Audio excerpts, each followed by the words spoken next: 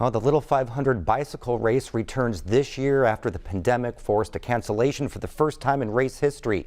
Mitch Legan looks back at the beginnings of the world's greatest college weekend in history through headlines. It was March 14th, 1951. Americans opening their newspapers were introduced to a young Dennis Mitchell. Perry Como topped the charts with his hit song If, and former IU Foundation President Howdy Wilcox announced a new way to raise scholarship money for working students. The headline reads, Indiana University students will stage Little 500 bicycle race. While walking through the Bloomington campus one day, Howdy Wilcox saw a group of students racing bikes.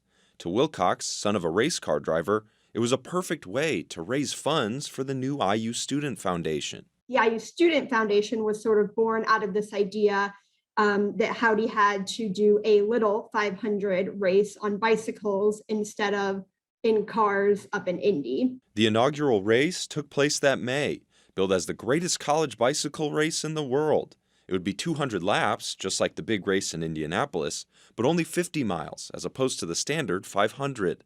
There was a men's race only. The women's race started in 1988, and it's really turned into an incredible tradition since then. The race became so popular, it earned the designation of World's Greatest College Weekend.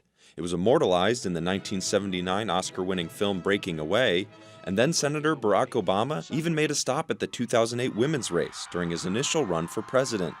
But the race had never been canceled until last year. I think it's going to give people something to look forward to watching, and I hope that it really instills a sense of, excitement moving into the next school year. Since its first running in 1951, the race has raised over $2 million in scholarship funds for students.